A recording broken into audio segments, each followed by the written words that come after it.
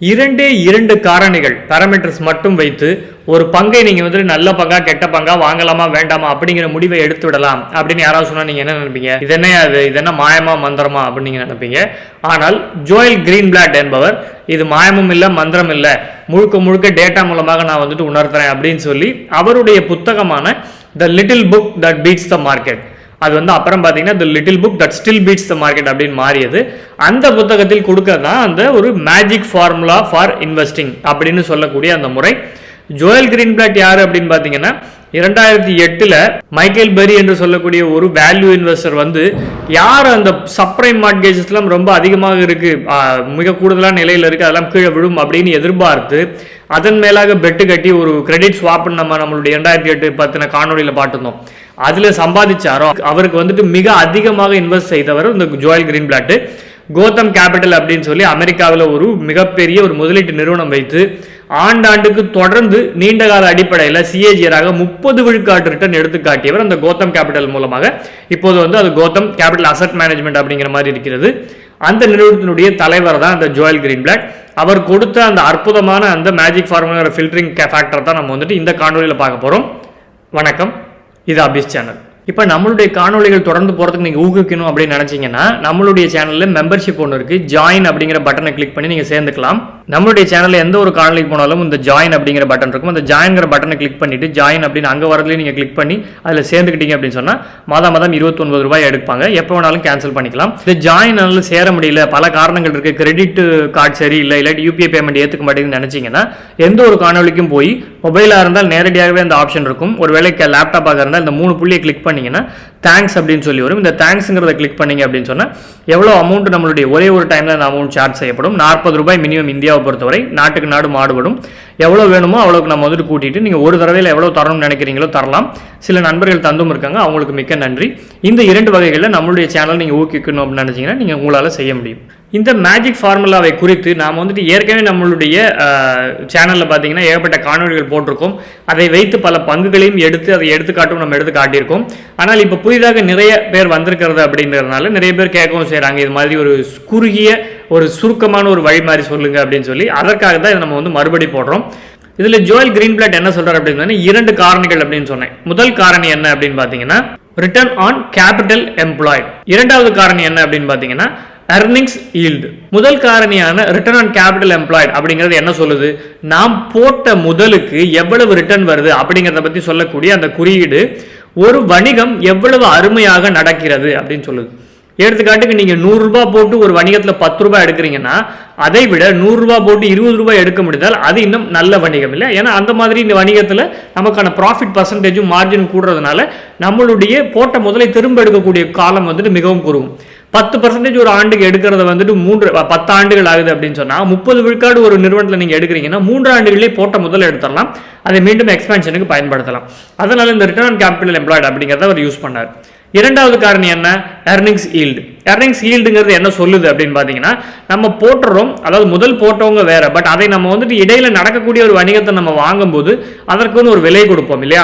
பொதுவாக பார்த்தீங்க அப்படின்னு சொன்னா நம்ம முதல் போட்டவங்களுக்கு கிடைக்கிற ரிட்டர்னுக்கும் அதுக்கப்புறம் இடையில போய் நம்ம பங்கா வாங்கும்போது கிடைக்கக்கூடிய அந்த ரிட்டர்னும் மிகவும் இடைவெளி இருக்கும். ஏன் அப்படின்னா 100 ரூபாய் போட்டு அவங்க அந்த பிசினஸ் ஆரம்பிச்சு அது இன்னும் வளர்ந்து 150 ரூபாய் 200 ரூபாய்க்கு அது வளர்ந்த பிறகு அவங்களுக்கு ஒரு பங்குல அதிகமான விலை கிடைக்கும். அதாவது அதிகமான மதிப்புல அவங்க போட்ட மதிப்புக்கு அதிக விலை கிடைக்கும். ஆனால் புதிதாக வாங்க போற நமக்கு அது இப்ப 100 ரூபாய்க்கு பெருமான பொருள் 150 ரூபாய் விற்கும், 200 ரூபாய் விற்கும். அப்போ நமக்கு அது சரியான விலையில கிடைக்கிறதா அப்படிங்கிற ஒரு குழப்பம் வரும். ஸோ முதல் காரணி பாத்தீங்கன்னா வணிகம் நல்லா நடக்குதா அப்படிங்கிறத குறிக்குது. இரண்டாவது காரணி பாத்தீங்க அப்படின்னு சொன்னா அந்த வணிகம் நல்லா நடக்கக்கூடிய வணிகமாக இருந்தாலும் அது சரியான விலையில கிடைக்கிறதா, நமக்கு நல்ல earnings yield கிடைக்குதா அப்படின்னு சொல்லுது. ஸோ இப்போ இந்த 2 காரணிகளையும் என்ன விளக்கம் அப்படின்னு பாத்தீங்கன்னா ROCE அப்படிங்கிறது ஆக்சுவலா எப்படி கால்குலேட் பண்றாங்கன்னா earnings before interest and tax divided by net block அப்படிம்பாங்க. net fixed assets plus current capital, current working capital. அதாவது net fixed assets அப்படின்னா ஒரு நிறுவனம் நடத்துறதுக்கு உங்களுக்கு உபகரணங்கள் தேவை, அதுக்கு உண்டான எக்யூப்மெண்ட்ஸ் தேவை. அப்பதான் ஏதோ ஒரு ப்ரொடியூஸ் சர்வீஸோ எதா இருந்தாலும் ப்ராடக்ட்டோ ப்ரொடியூஸ் பண்ணி விற்க முடியும். அதற்கு தேவைப்படுறது ஃபிக்ஸ்ட் அசெட்ஸ். அதே நேரம் டே டு டே அந்த ஆபரேஷன்ஸை நடத்துறதுக்கு தேவைப்படுறதுனா ஒர்க்கிங் கேபிட்டல். இப்போ வெண்டார்ஸுக்கு காசு கொடுக்கணும், அதே மாதிரி பார்த்தீங்கன்னா வேலை செய்கிறவங்களுக்கு காசு கொடுக்கணும், அதே நேரத்தில் இந்த எலக்ட்ரிசிட்டி பில் கட்டணும். இது எல்லாத்துக்கும் தேவைப்படக்கூடிய டே டு டே ஆபரேஷன்ஸுக்கு தேவைப்படக்கூடிய பணம் ஒர்க்கிங் கேபிட்டல். இந்த இரண்டும் தான் ஒரு வணிகத்தில் ஒரு முதலீட்டாளராக நம்ம செய்யக்கூடிய முதலீடு. அந்த முதலீட்டுக்கு எவ்வளோ ரிட்டர்ன் வருது அப்படிங்கிறது பார்க்கறதா அந்த ROC. இரண்டாவது earnings yield அப்படிங்கிறத எப்படி கால்குலேட் பண்றாங்க? earnings before interest and tax divided by enterprise value.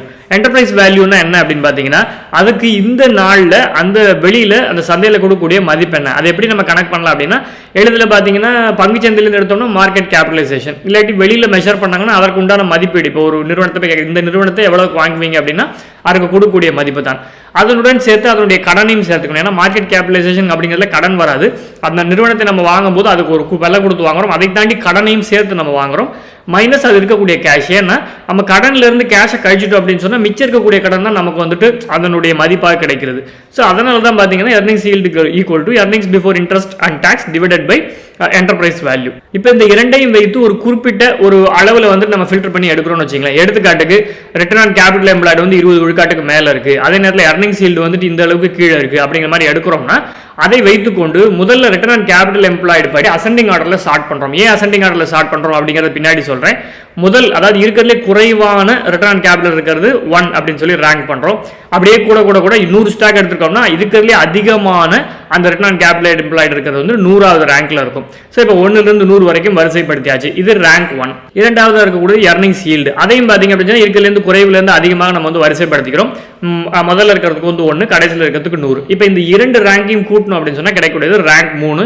அந்த ரேங்க் 3 வந்துட்டு எப்போவுமே பார்த்தீங்கன்னா ஒரு இதில் நல்ல டாப் ரேங்க்னா ஃபர்ஸ்ட் ரேங்காக இருப்பாங்க. ஆனால் இதில் பார்த்தீங்கன்னா இருக்கிறதுலே அதிகமான மதிப்பெண் பெற்றிருக்கிறது தான் வந்துட்டு ஒரு நல்ல ரேங்க். ஏன்னா இருக்கிறதுலே அதிக மதிப்பெண் பெற்றிருக்கக்கூடியது மிக நல்ல ஒரு ரிட்டர்ன் கேபிட்டல் எம்ப்ளாய்டு, அதாவது நல்லா நடக்கக்கூடிய ஒரு பிஸ்னஸ், அதே நேரத்தில் மிக குறைவான அந்த விலையில் கிடைக்கக்கூடியது அப்படிங்கிற மாதிரி இருக்கிறதுனால அது இருக்கிறதுலே அதிக ரேங்க் இருக்கிறது முதல்ல இருக்கும். இது எல்லாத்தையும் பார்த்தீங்க அப்படின்னு சொன்னால் இப்போ 100 கம்பெனி இருக்குன்னா 200 அப்படிங்கிற ரேங்க் இருக்கணுங்கிற தேவையில்லை. ஏன்னா அந்த நிறுவனத்தில் எது வந்து 100ஆவதா இந்த ரிட்டர்ன் கேபிட்டல் படி இருக்கிற நிறுவனத்துக்கு இதே அளவில் இந்த 100ல் இருக்கணும் அப்படிங்கிற தேவையில்லை. அப்படி அமைஞ்சதுன்னா அது ஒரு மிக நல்ல நிறுவனமாக தான் இருக்கும். இப்போ இதை நம்மளுடைய நிறுவனங்களுக்கு எப்படி ஸ்கிரீனரில் வச்சே பொருத்தி பார்த்து நம்ம கால்குலேட் பண்ணுறதுன்னு சொல்கிறேன். என்னுடைய முறைகள் வந்து நேரடியாக இதே இந்த 2 பேராமீட்டர்ஸ் இருக்காது, கொஞ்சம் மாறுபட்டு இருக்கும். இதில் சொல்லியிருக்கக்கூடிய அனைத்து parameters return on capital employed, earnings yield, அதே மாதிரி பார்த்தீங்கன்னா என்டர்பிரைஸ் வேல்யூ, இது எல்லாமே ஸ்கிரீனர் இணையதளத்தில் இருக்குது. ஆனால் நான் பயன்படுத்தக்கூடியது என்ன அப்படின்னு பார்த்தீங்கன்னா return on assets P ratio. இந்த இரண்டையும் வைத்து தான் இந்த மேஜிக் ஃபார்முலாவை கொஞ்சம் மாற்றி எனக்காக நான் பயன்படுத்திட்டு இருக்கேன். நம்மளுடைய நண்பருக்கு முன்னாடியே நான் சொல்லியிருக்கேன்.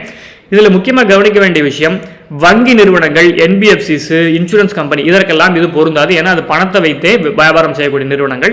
அதுக்கு அடுத்தது பார்த்தீங்க அப்படின்னு சொன்னால் PSU என்று சொல்லக்கூடிய அரசு நிறுவனங்கள் நிறைய இதில் கிடைக்கும். ஆனால் அதை நம்ம அப்படியே எடுத்துக்கொள்ளக்கூடாது. ஏன்னா அதற்கு சந்தையில் கொடுக்கக்கூடிய விலை வந்து பார்த்தீங்க அப்படின்னு சொன்னால் கவர்மெண்ட் பாலிசிஸ் அடிப்படையாக வைத்தது. ஸோ பெரும்பாலும் இது வந்து பேங்க், ஃபைனான்சியல் இன்ஸ்டிடியூஷன்ஸ் இல்லாமல், அதே நேரத்தில் அரசாங்க நிறுவனங்கள் இல்லாமல் மற்ற நிறுவனங்களுக்கு பொருத்தி பார்த்து நம்ம எடுத்துக்கலாம்.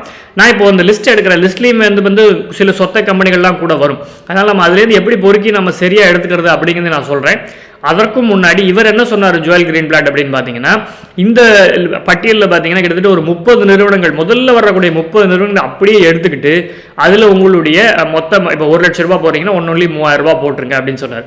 ஒரு வருடம் கரெக்டாக முடிந்த பிறகு அப்படியே திரும்ப அந்த லிஸ்ட் எடுக்கணும். அதில் ஏதாவது நிறுவனங்கள் மாறி இருந்தால் அதை வித்துறணும், ஏதாவது நிறுவனம் புதுசாக இருந்தால் நம்ம சேர்த்துக்கணும். இப்படி 5-6 ஆண்டுகளுக்கு நம்ம வந்துட்டு அப்படியே ரிப்பீட் பண்ணோம் அப்படின்னு சொன்னால் மிக நல்ல ஒரு ரிட்டர்ன் ஆன் அசெட், அதாவது ஒரு நீண்ட கால அடிப்படையில் தான் இந்த இதில் நல்ல ரிட்டர்ன் எடுக்க முடியும் அப்படின்னு அவர் சொன்னார். இது ஏன் வந்து இந்திய சந்தைக்கு அப்படியே பொருந்தி வராது அப்படின்னு பார்த்தீங்கன்னா, இவர் அப்படியே பேக் டெஸ்ட் பண்ணது எல்லாமே பார்த்தீங்கன்னா அமெரிக்க சந்தைக்கு தான் இதை முழுக்க பேக் டெஸ்ட் பண்ணார். அதனால நம்ம அப்படியே இந்திய சந்தைக்கு இதை பொருத்தி பார்க்கக்கூடாது. இதில் சில ஃப்ளாஸ் இருக்கும். இந்தியன் சந்தை இன்னும் வந்து நல்ல மெச்சூர் அடைய வேண்டிய ஒரு சந்தையாக இருக்கிறது. அதனால் இதற்கு நம்ம எப்படி பயன்படுத்தலாம் அப்படிங்கிறத நான் எக்ஸல்லேருந்து எப்படி ஸ்க்ரீனர்லேருந்து எப்படி டேட்டா எடுக்கிறது, அதை எப்படி நம்ம வந்துட்டு ஷார்ட் பண்ணி பார்க்குறது எல்லாமே நம்ம வந்து விளக்கமாக சொல்கிறேன். அது வந்து ஒரு கைட்லைனாக மட்டும் வச்சுக்கோங்க. இதை வந்து நம்ம ஒரு ஸ்டாக் ஃபில்டரிங் மெக்கானிசமாக மட்டும் வச்சுக்கிட்டு அதற்கு மேலே முழுமையாக நம்மளுடைய ஆராய்ச்சி செஞ்சு தான் நம்ம வந்து பார்க்கணும்.